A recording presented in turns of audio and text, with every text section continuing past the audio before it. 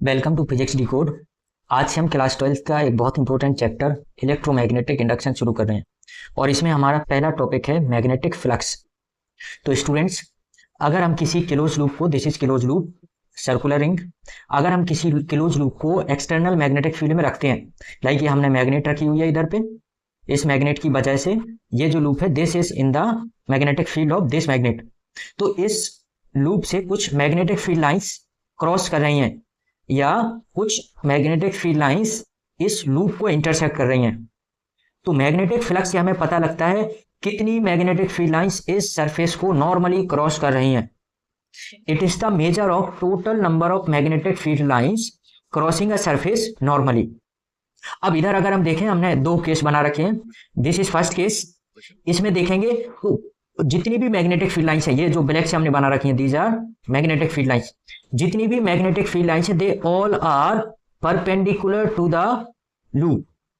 तो इधर पर अगर हम देखेंगे मैग्नेटिक फ्लक्स, इधर से कैलकुलेट करेंगे तो magnetic flux this will be equal to number of magnetic field lines crossing the surface normally. और अगर हम इसको कैलकुलेट करें तो इसको magnetic field into this area, इस लूप का एरिया। तो एरिया हम मान लेते हैं इस लूप का एरिया है ए, तो बी डॉट ए या B into A, this is the magnetic flux. कब? जब all the magnetic field lines crossing the surface normally, इधर पर सारी की सारी मैग्नेटिक फील्ड लाइंस सरफेस के परपेंडिकुलर हैं। ये जो डायरेक्शन हमने बना रखी है this is the direction of area vector. Area vector की डायरेक्शन होती है परपेंडिकुलर टू प्लेन, है ना। ये बहुत काम का एक पॉइंट है हमारे लिए। एरिया वेक्टर जो होता है that is perpendicular to surface और प्लेन। तो क्योंकि ये सरफेस इस तरीके से है, इसके परपेंडिकुलर 90 डिग्री एंगल बनाते हुए this is the area vector. तो इस तरीके से हम magnetic field into area vector इसका मल्टीप्लाई करके मैग्नेटिक फ्लक्स कैलकुलेट कर सकते हैं। अब अगर इस केस में देखें तो एरिया वेक्टर और मैग्नेटिक फील्ड के बीच का कुछ एंगल है, दिस इज एरिया वेक्टर, है ना, इसको हम ए बोल देते हैं, दिस इज एरिया वेक्टर। अब इनके बीच का कुछ एंगल है थीटा। हमें कैलकुलेट करना है मैग्नेटिक फ्लक्स, उसके लिए हमें मैग्नेटिक फील्ड उस डायरेक्शन में चाहिए जो एरिया वेक्टर की डायरेक्शन में हो, है ना, एरिया वेक्टर की डायरेक्शन में, क्योंकि तभी वो फील्ड जाके परपेंडिकुलर पास करेगी इस लूप को।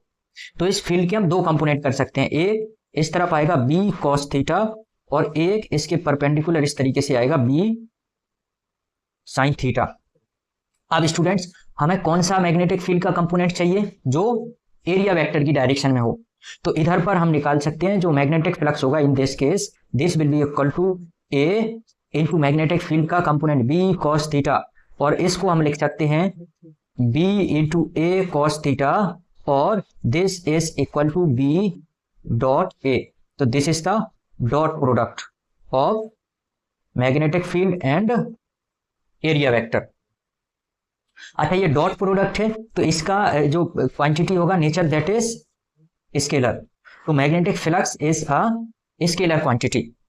अब बात करते हैं इसकी यूनिट पर। तो अगर ऐसा यूनिट देखेंगे फॉर्मूले से ही हम कैलकुलेट कर सकते हैं। ऐसा यूनिट जो बनेगी मैग्नेटिक फील्ड की ऐसा यूनिट टेस्ला, और दिस इज एरिया, एरिया की SI unit metre square, tesla metre square. This is the SI unit of magnetic flux and this is known as weber, WB। तो हम बोलते हैं कि weber जो है that is the SI unit of magnetic flux. CGS unit अगर देखेंगे तो CGS यूनिट बनेगी टेस्ला। टेस्ला के लिए CGS यूनिट होती है गॉस, यानी मैग्नेटिक फील्ड की CGS unit Gauss into centimetre square. तो इसको हम बोल देते हैं this is Gauss centimetre square, या फिर CGS unit of magnetic flux is Maxwell, है ना।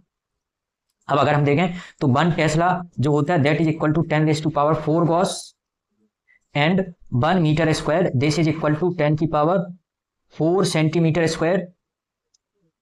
सो 1 वेबर जो होगा that is equal to 10⁸ gauss, 8 maxwell, है ना। तो this is the relation between CGS unit and SI unit of magnetic flux. Now इसके डायमेंशन एक बार फाइंड कर लेते हैं। तो डायमेंशन के लिए फॉर्मूला हमने देखा है मैग्नेटिक फ्लक्स का, बी ए कॉस थीटा तो डायमेंशनलेस क्वांटिटी है, तो इसके जो डायमेंशन होंगे they are equal to the dimension of magnetic field into dimension of area.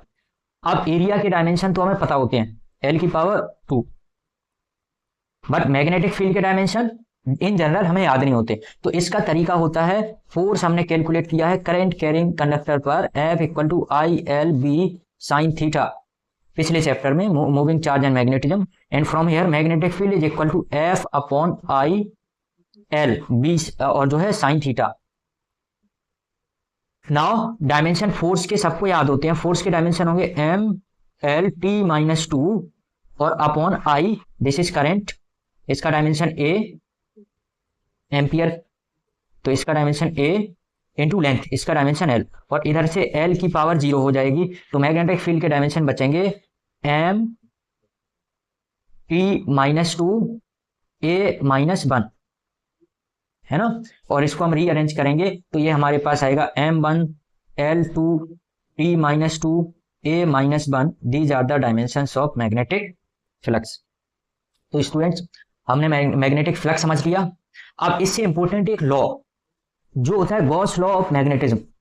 Gauss law of magnetism के according magnetic flux through any close surface, like this is the close surface, this is spherical close surface, है ना। तो इससे जो भी flux होगा net flux will be 0। I repeat, magnetic flux through any close surface is always 0।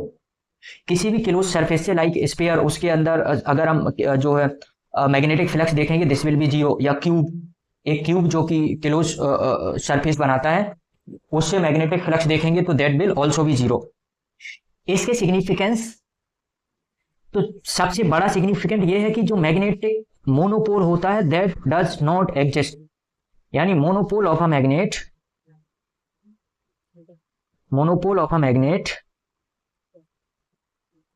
Does not exist.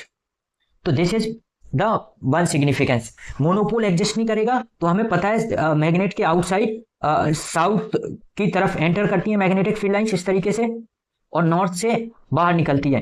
तो क्योंकि monopole exist नहीं करेगा, हमेशा दो पोल, जितनी फील्ड लाइंस एंटर करेंगी उतनी फील्ड लाइंस एग्जिट भी करेंगी, तो total magnetic flux will be 0।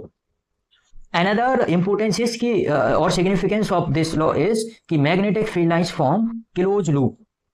It means जो भी मैग्नेटिक फील्ड लाइंस इस क्लोज सरफेस से बाहर जाएंगी वो कहीं ना कहीं रिटर्न होके क्लोज लूप बनाते हुए सरफेस में एंटर भी करेंगी, है ना। तो number of field lines exiting from this closed surface, they form closed loop and enters back in this closed surface. So this is another major significance of Gauss law of magnetism. इसमें एक चीज और students कि अगर हमें flux निकालना है, कहीं पर एरिया चेंज हो रहा है या हमारे पास फील्ड कांस्टेंट नहीं है, तो उस टाइम पर पहले हम एलिमेंटल फ्लक्स निकालेंगे d5, this will be equal to b dot ds, और फिर बाद में इसका इंटीग्रेट करा देंगे तो हमारे पास टोटल फ्लक्स आ जाएगा।